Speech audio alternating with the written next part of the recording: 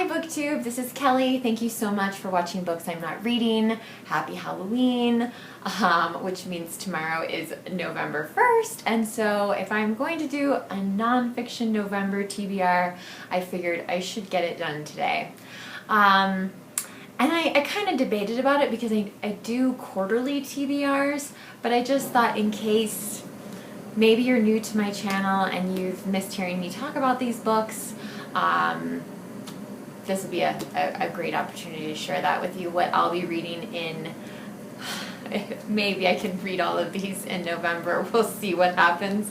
This year, Nonfiction November is hosted by a whole bunch of people, including one of my favorite booktubers, Natalie at Curious Reader. And the truth is that Natalie has been helping me read nonfiction all year long with her year-long project called Curious Adventure.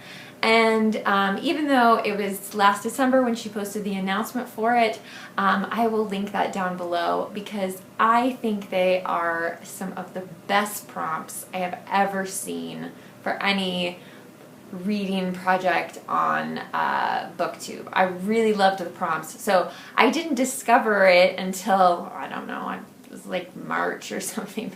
Anyway, time is just a big blur this year. But I was definitely late to the party, so I had to catch up.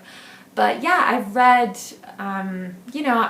in the past, I've had years where I've read a lot of nonfiction and less fiction, and it's kind of fluctuated a lot over time. But this year, it just feels like it's just been very consistent, and I even have, optimistically, on one of our nonfiction bookcases, I have a couple other books that are kind of like sticking out a bit to remind me that, oh, if you have time to fit another nonfiction book, maybe this should be it.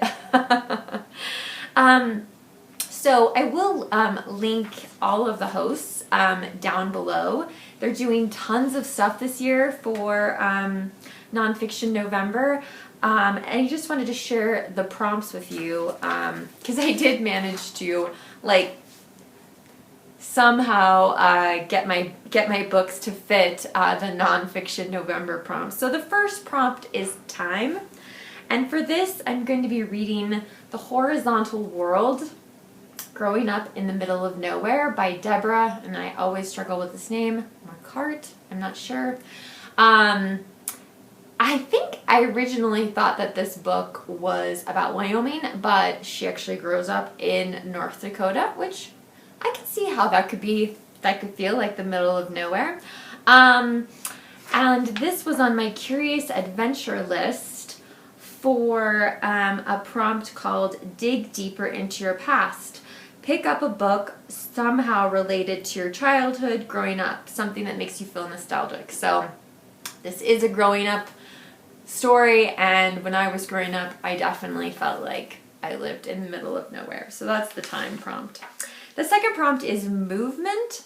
Now this is a book that I may not get to until December, but I'm okay with that. This is Raising the Bar, Big Dreams, False Starts, and My Midlife Quest to Dance the Nutcracker by Lauren Kessler. I'm so excited to read this book. It goes with the prompt movement. One of the things I hope that I'm going to be able to do with this book is to talk more about dance on my channel. I love dance, all kinds of dance. I grew up taking dance lessons in the middle of nowhere, and my sister was a dancer for a while, and she really exposed me to a lot of things. My family definitely made an effort to make sure we saw incredible dancing.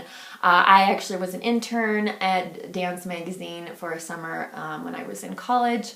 So I've seen Nutcracker a lot. I try to see it every year, and I love this idea of, someone who's probably too old to be a snowflake out there, or whatever, in the Nutcracker, just going for it. I think that's great. So I'm really looking forward to the movement book. For Curious Adventure, this was the prompt. Prompt number 3, celebrate something you love by learning more about it, a hobby, place, music, genre. So this fit into that one really well.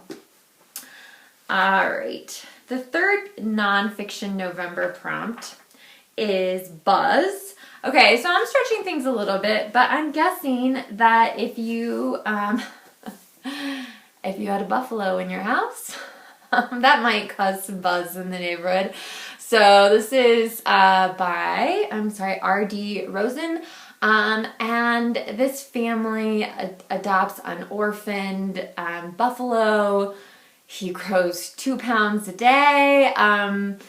And I hope it's not going to make me cry. It probably will be one of those animal books that does that. But if you watched my Q&A video, you will know that growing up, I tried to, tease, I guess for lack of a better word, taunt a buffalo at a zoo. Fortunately, there was a very tall fence, but the buffalo knew what I was up to. And he definitely showed me who was boss. So I have a very healthy respect for buffalo.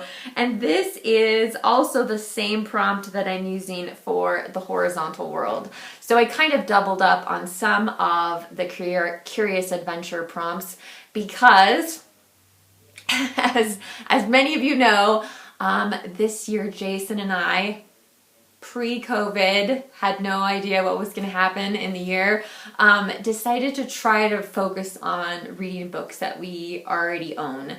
So if I couldn't meet a prompt, I just doubled up on another prompt. So anyway, so this definitely does make me feel nostalgic for that trip to the zoo, and growing up in Wyoming, I just always feel a tremendous connection to wildlife, as well as a lot of respect and distance, for lack of a better word.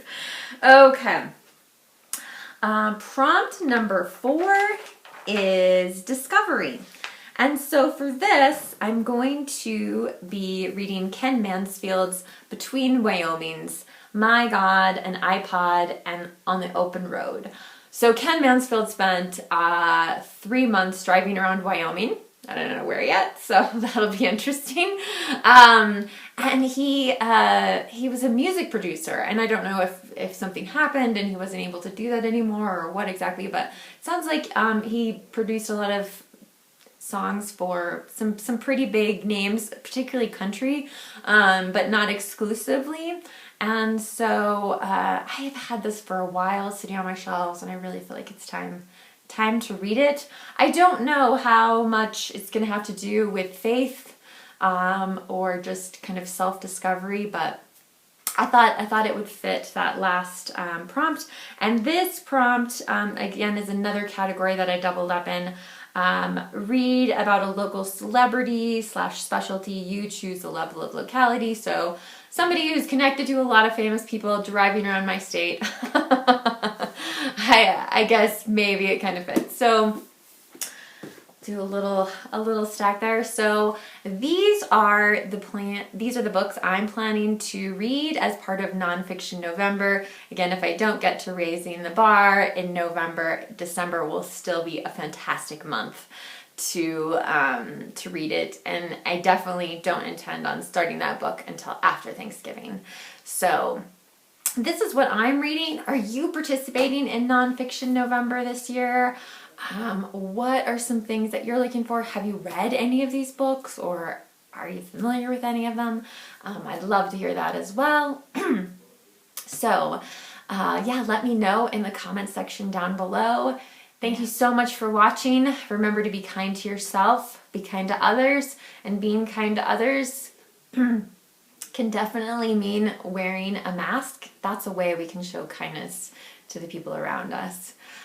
Thanks so much, BookTube, and I will talk to you very soon.